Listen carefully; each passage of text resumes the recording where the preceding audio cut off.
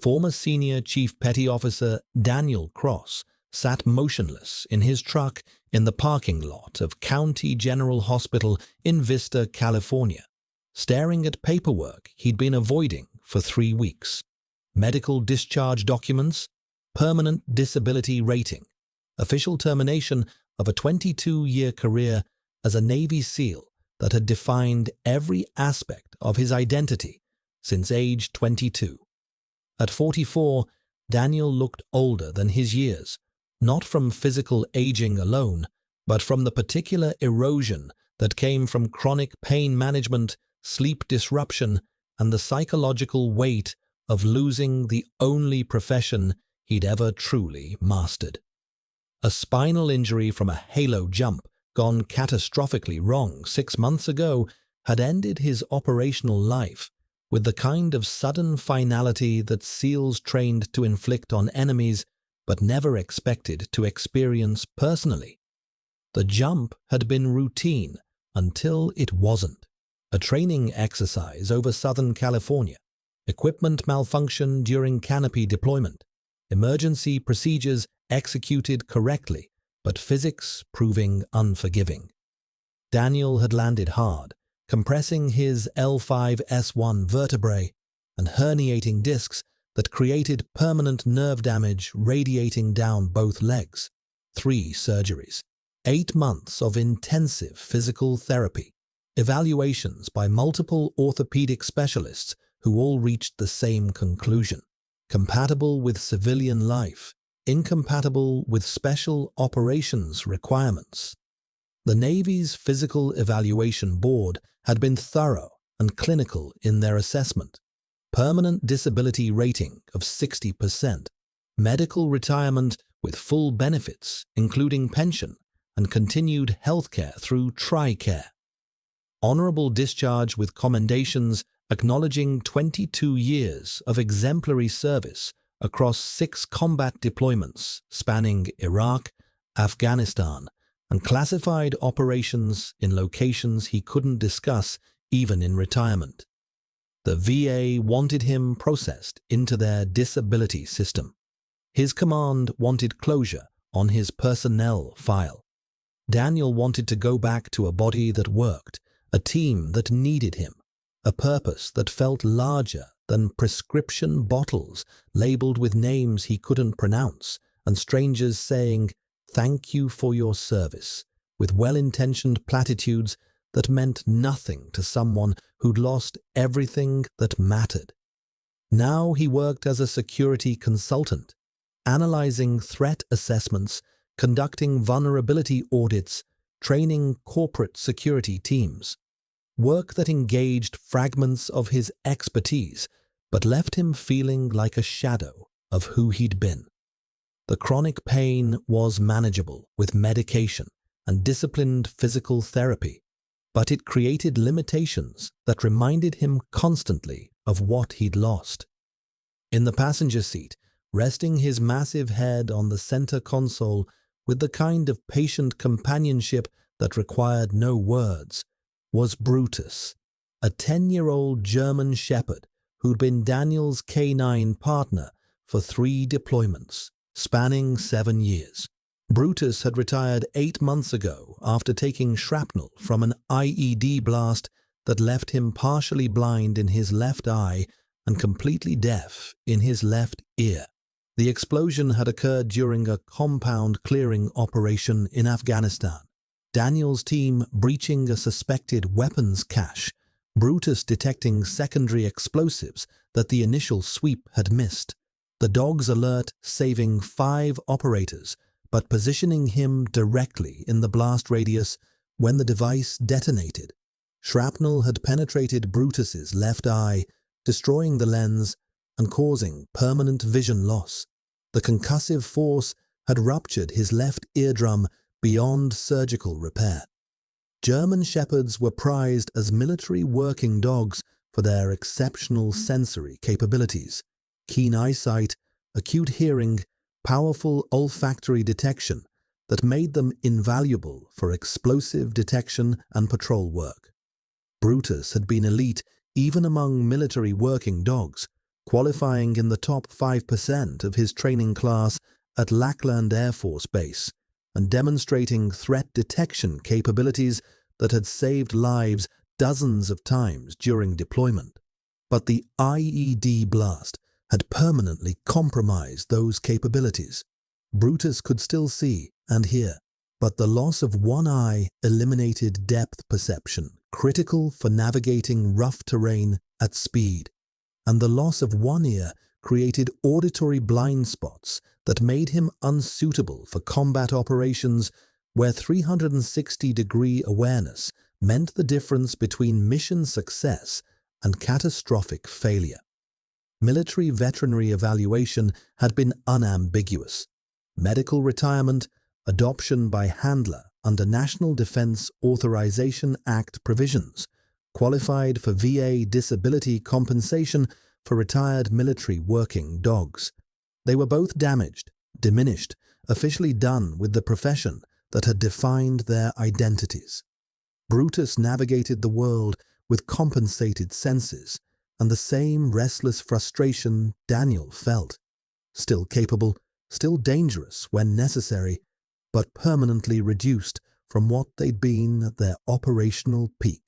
At precisely 13:40 hours, Daniel still thought exclusively in military time. Something in the hospital's main entrance area captured his attention with the kind of subliminal threat recognition that SEALs developed through decades of operational experience. An elderly woman, approximately 75 years old, based on posture and movement patterns, was being escorted, or more accurately, manhandled, by a man in his early 40s. The woman's body language communicated distress with unmistakable clarity, pulled back against the direction of movement, active resistance despite obvious strength, disadvantage, facial expressions indicating fear rather than voluntary cooperation. The man, later identified as Curtis Malvern, 43 years old, with prior arrests for assault and financial fraud, gripped the woman's arm with visible force while speaking to her in aggressive tones that Daniel couldn't hear from 70 feet away, but could read through body language and facial expressions that telegraphed intimidation and threat. What made Daniel's tactical assessment escalate from observation to potential intervention was the second critical detail. A uniformed hospital security officer, later identified as Officer Troy Jensen, 38 years old with 6 years' experience in hospital security, was attempting to intervene and being physically pushed back by Malvern with escalating aggression. Daniel watched the confrontation unfold with the analytical detachment of professional tactical observation honed through 22 years evaluating threats in hostile environments. Malvern was approximately 6'2", 230 pounds of functional muscle, suggesting regular gym training, moving with the aggressive confidence characteristic of someone accustomed to using physical dominance successfully. Officer Jensen was substantially smaller at approximately 5'9" and 170 pounds, clearly trained in basic security procedures but visibly outmatched in size and strength. The elderly woman, Daniel would later learn her name was Margaret Reeves, was being dragged toward the parking lot despite her verbal protests and Jensen's increasingly urgent commands to stop. Malvern shoved Jensen with sufficient force to send the smaller security officer sprawling backward into a concrete planter bordering the hospital's main entrance. Jensen's head impacted the concrete edge with an audible crack that Daniel heard even from his position 70 feet away. The officer didn't get up, didn't move, potentially unconscious with unknown severity of head trauma. Margaret screamed, a sound of pure terror that cut through parking lot ambient noise and triggered every protective instinct Daniel's training had embedded in his neural pathways. Malvern began pulling her more aggressively toward a vehicle parked in the visitor lot, his free hand fishing for keys while maintaining painful grip on her arm. Margaret was fighting with everything she had, but 75 years old versus 43 years of athletic muscle created an equation with inevitable outcome. Daniel's peripheral vision registered other witnesses, approximately 15 people in the immediate area, most with phones out recording the incident, several calling 911 based on their body language and urgent gestures. But no one moved to physically intervene. Malvern was too big, too aggressive, demonstrating too much willingness to use violence. The rational civilian response was document and report, not engage. Daniel's tactical assessment took approximately 3 seconds of compressed decision-making that SEALs trained until it became instinctive. Officer Jensen was down with unknown head trauma, possibly unconscious, requiring immediate medical evaluation. Margaret Reeves was being forcibly abducted against her will. Malvern demonstrated clear intent and proven capability for violence. Law enforcement backup was not yet on scene. Response time from initial 911 call to officer arrival would be minimum 4 to 6 minutes. The situation was escalating toward vehicular departure. Once Margaret was inside that car, her statistical probability of survival plummeted to single digits based on abduction research Daniel had studied during hostage rescue training. This was a tactical problem with a rapidly closing window for effective intervention. Brutus was already at full alert status, body rigid despite the injuries, ears, the functional right ear, forward in focused attention, low growl building in his chest that Daniel felt through vibration in the truck's cabin. The dog recognized violence, recognized a threat engaging in aggressive action against someone unable to defend themselves, recognized the pre-combat indicators that had preceded dozens of engagements during 7 years of deployment. Daniel looked at Brutus, then at the scene unfolding 70 feet away. His back screamed with the chronic pain that medication kept manageable, but never eliminated. His disability paperwork sat on the dashboard, official documentation declaring him 60% disabled and unfit for military service. His SEAL career was over. His dog was medically retired with compromised sensory capabilities. They were both supposed to be done with tactical engagements, threat assessments, physical confrontations that risked injury to bodies already carrying permanent damage. But neither of them had ever walked away from someone who desperately needed help. Not in 22 years of operational service, not in 7 years of K9 partnership, not when they remained capable of intervention despite what the medical paperwork said about their fitness for duty. Daniel opened the truck door and spoke one word that carried 22 years of authority and partnership. With me. Brutus was out of the vehicle before the command finished, moving with focused intensity that overrode physical limitations through sheer operational discipline. They were damaged, diminished, and officially retired. They were also the only intervention Margaret Reeves had left. Daniel approached with the tactical movement pattern burned into muscle memory through thousands of hours of close-quarters combat training, economical stride that minimized wasted motion, balanced weight distribution despite spinal injury, hands visible but positioned for rapid response if violence escalated beyond verbal intervention.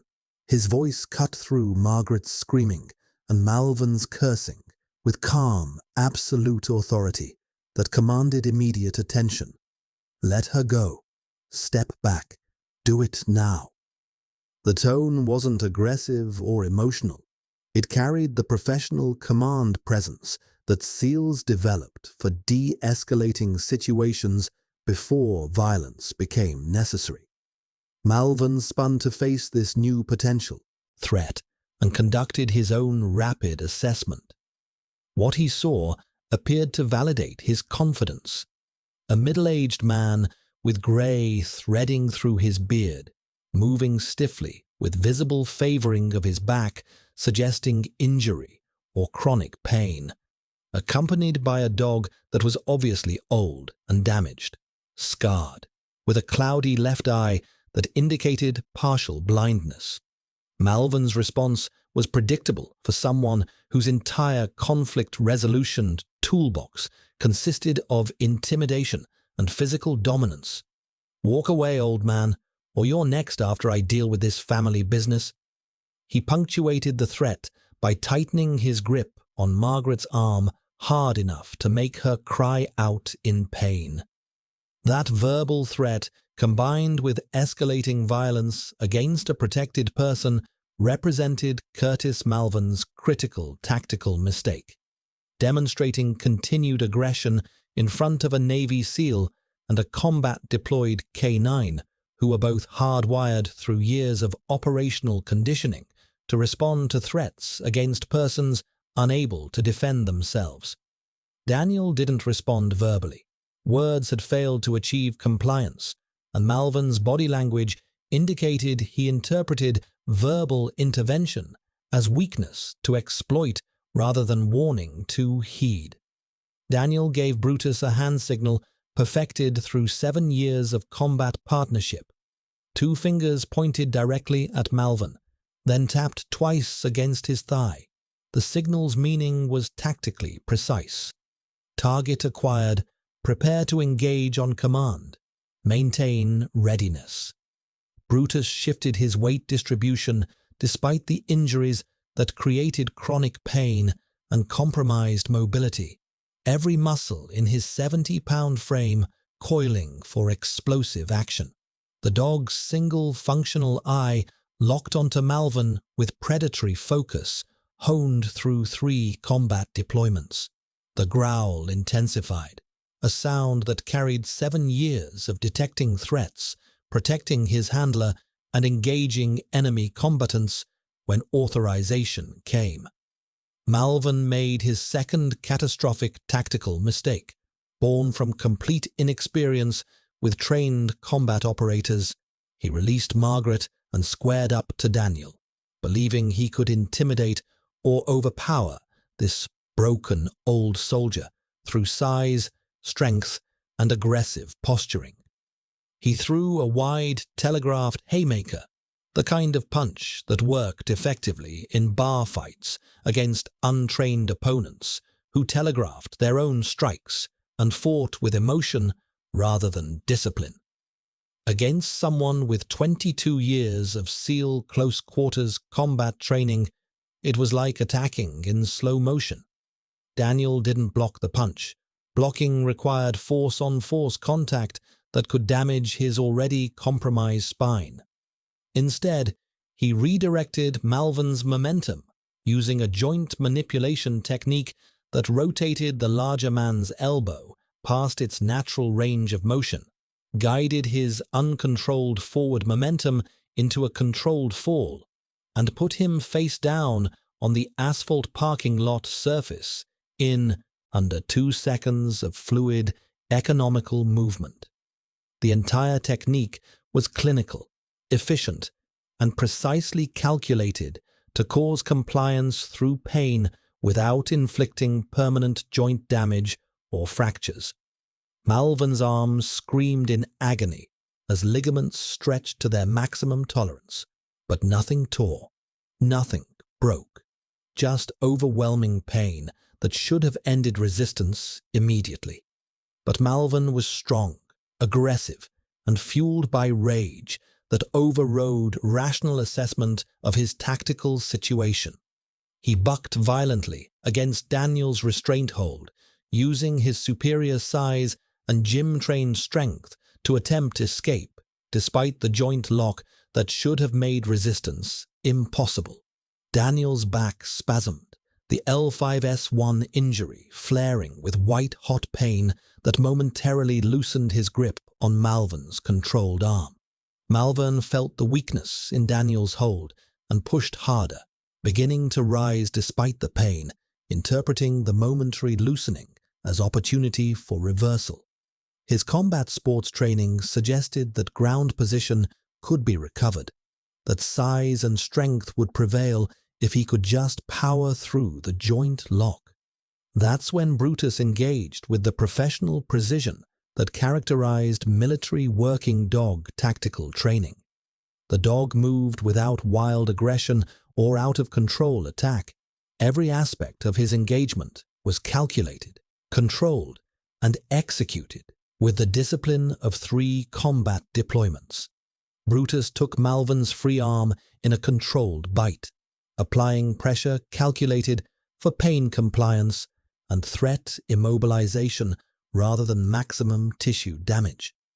German Shepherd's average bite force measured 238 pounds per square inch, powerful enough to immobilize threats and create overwhelming pain compliance. But Brutus's military training ensured he applied precisely the pressure necessary for mission success without causing unnecessary permanent damage. It was the same technique Brutus had used in 17 suspect apprehensions across 3 combat deployments. Immobilize the threat, force compliance through controlled pain, await handler's command for release or escalation. Malvern screamed, a sound that mixed pain, rage, and the first penetration of genuine fear as he realized he was fighting not just an injured middle-aged man, but a tactical team with combat experience.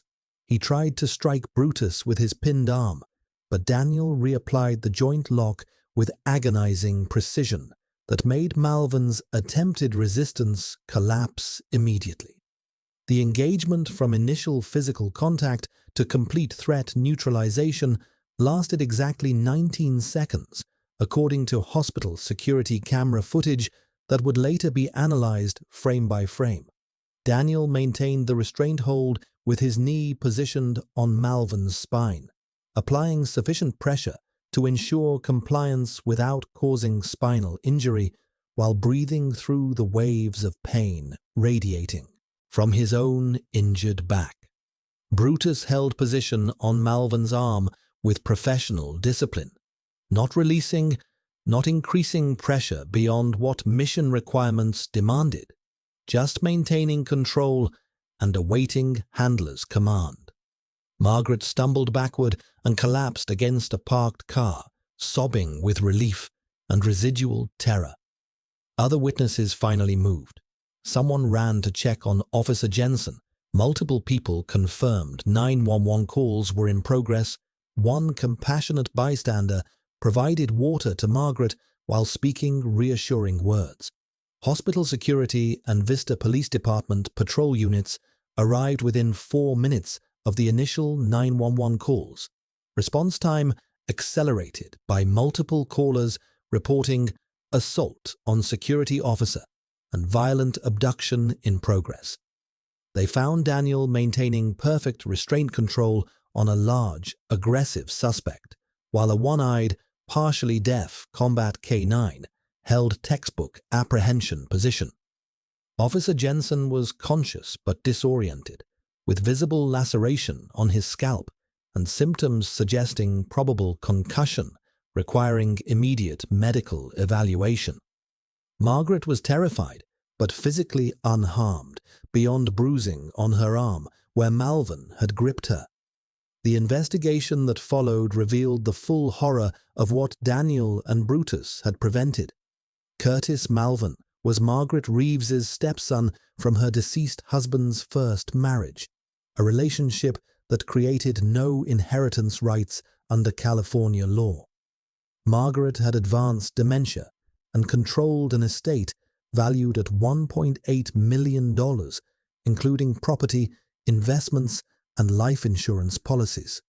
Malvern, who wasn't included in her will, and had been specifically excluded by her late husband due to prior financial fraud, had been attempting to coerce Margaret into signing power of attorney documents that would give him complete control of her finances.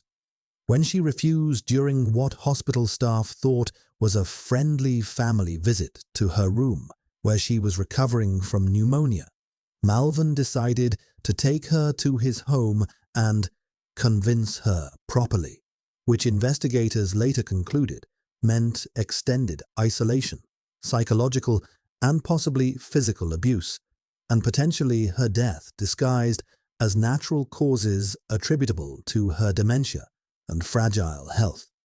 Hospital security footage showed Malvern dragging Margaret from her room, pushing aside two nurses who attempted to intervene, and assaulting Officer Jensen when confronted in the main lobby. Witness testimony from 15 bystanders confirmed that Daniel and Brutus were the only intervention that stopped what prosecutors later described as a kidnapping with demonstrable and likely fatal intent toward a vulnerable elderly victim.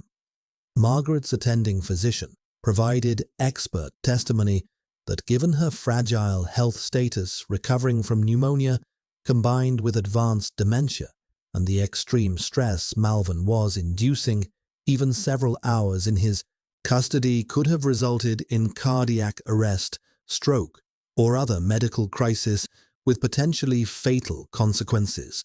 Curtis Malvern faced comprehensive criminal charges assembled by the San Diego County District Attorney's Office: attempted kidnapping of an elderly person, felony; elder abuse with intent to defraud, felony; assault on a security officer, felony; battery causing injury, misdemeanor; and attempted theft by coercion exceeding $950,000, felony.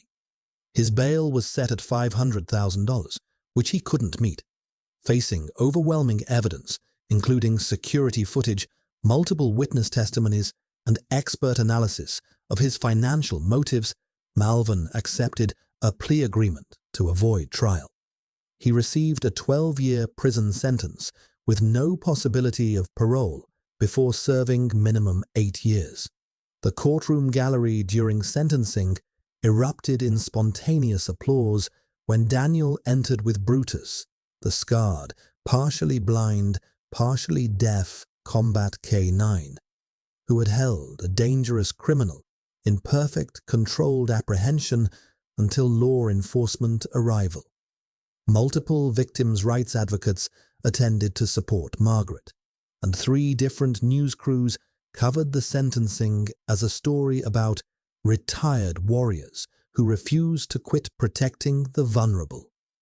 Officer Troy Jensen recovered after treatment for concussion requiring overnight observation and 6 stitches to close the scalp laceration from his impact with the concrete planter. He was placed on light duty for 2 weeks, then returned to full security responsibilities. 1 week after the incident, Jensen visited Daniel at his home, bringing a formal commendation from County General Hospital's Security Division and something more valuable: genuine understanding. "I'm trained for de-escalation, verbal intervention, and basic physical restraint techniques," Jensen said quietly, sitting across from Daniel in his modest living room while Brutus rested between them. "But I was losing that confrontation. That guy was bigger, stronger, more willing to use violence than my training prepared me for. He was going to take her, and I couldn't stop him. You and Brutus didn't just intervene in that parking lot. You saved both of us. I would have died trying to stop him, and Margaret would have disappeared." Margaret Reeves, after recovery from her pneumonia and processing of the traumatic abduction attempt with appropriate psychological support, worked with her attorney to establish her will with proper legal safeguards, including independent trustees and mandatory oversight. She created the Brutus Fund, a $200,000 charitable trust dedicated to supporting medical care, rehabilitation, and quality of life improvements for retired military working dogs. She visited Daniel and Brutus monthly, bringing treats for the dog and gratitude she expressed with increasing difficulty as her dementia progressed through its inevitable trajectory. But she never forgot Brutus's name or the essential memory of Daniel's presence in that hospital parking lot when she had no one else willing or capable of helping her. The Vista Police Department, recognizing the value of Daniel's expertise and the unique capabilities of military working dogs transitioning to civilian life, offered him a position as civilian canine training consultant. His responsibilities included teaching officers how to integrate retired military dogs into law enforcement partnerships, developing tactical protocols that adapted SEAL operational procedures for civilian policing contexts, and conducting threat assessment training. Daniel accepted, not because he needed employment or income, but because it gave renewed purpose to what he and Brutus still had to offer despite their injuries. They were both permanently damaged according to medical documentation. They were both officially done with active operational duty, but they could still teach, still demonstrate, still prove that capability didn't end with physical injury. It just required different tactical application suited to change circumstances. 6 months after the parking lot incident, Daniel sat in County General Hospital's cafeteria, the same facility where everything had happened, having coffee with Officer Jensen, who became a genuine friend through shared experience. Brutus lay beside Daniel's chair, graying muzzle resting on massive paws, the good right eye tracking everyone who entered with the professional vigilance that never completely powered down. Daniel's disability paperwork was finally signed, filed, and processed through the VA system. He was officially 60% disabled according to federal medical evaluation. Brutus was medically retired and receiving VA disability compensation for retired military working dogs. The paperwork declared them both unfit for continued military service. "How's the back?" Jensen asked, genuine concern in the question. Daniel shrugged carefully, mindful of the chronic pain that medication managed but never eliminated. "Hurts every day. Probably always will, but I can function, can still train, can still intervene when necessary." Jensen looked at Brutus, who was monitoring the cafeteria entrance with focused attention, despite the compromised vision and hearing. "Does he ever turn it off?" Daniel smiled, a rare expression that his face still remembered how to form. "No, neither do I. You don't train for 22 years, deploy 6 times, live through situations where vigilance meant survival, and then just stop being what you are because paperwork says you're retired." A woman entered the cafeteria, looking visibly distressed, pursued by a man speaking in aggressive tones that carried across the space. Daniel's posture shifted immediately, subtle change from relaxed to alert, weight distribution, preparing for potential movement. Brutus's head rose from his paws, good eye tracking the pair with professional assessment. Jensen's hand dropped instinctively to his radio. The situation resolved within seconds. The couple was arguing, but in the complex way that suggested relationship conflict rather than genuine threat. And they exited through the far door before anyone needed to intervene. But the moment illustrated everything. Daniel and Brutus remained ready, remained vigilant, remained tactically capable, despite what disability evaluations said about their fitness for operational duty. The story that spread through law enforcement communities, veteran networks, and eventually to millions through viral security footage wasn't primarily about a dramatic physical rescue. It was about the fundamental refusal to quit when quitting would be easy and justifiable. Daniel had been sitting in his truck in chronic pain, holding disability paperwork that officially declared him broken and done. Brutus was blind in one eye, deaf in one ear, moving with the permanent stiffness of a dog past his operational prime. Neither had any legal obligation to intervene in a situation that already had security personnel involved. The officer was already down. The threat was too big, too dangerous, too willing to use violence. Every rational civilian response suggested document and report rather than physically engage. But they intervened anyway, because that's fundamentally what Navy SEALs and their K-9 partners do.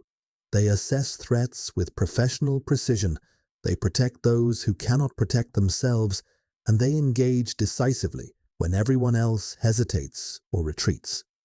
Margaret Reeves was their last realistic hope, not because no one else was physically present in that parking lot, but because no one else possessed both the willingness and capability to stop what was happening. Daniel and Brutus demonstrated both: willingness born from decades of service oriented toward protection, and capability that transcended physical injuries through disciplined application of tactical training. The most powerful moment, captured on hospital security cameras and viewed millions of times across social media platforms, wasn't the actual takedown or the restraint hold. It was the final frame before law enforcement arrival. Daniel standing despite visible pain, while Brutus maintained perfect apprehension position, both of them damaged but absolutely unyielding, proving that retirement represents a status change rather than capability elimination. You can remove the warrior from the battlefield through medical discharge and disability paperwork, but you cannot remove the warrior identity from the man or the dog who spent decades becoming exactly that through training, deployment, and operational experience that permanently shapes who they are.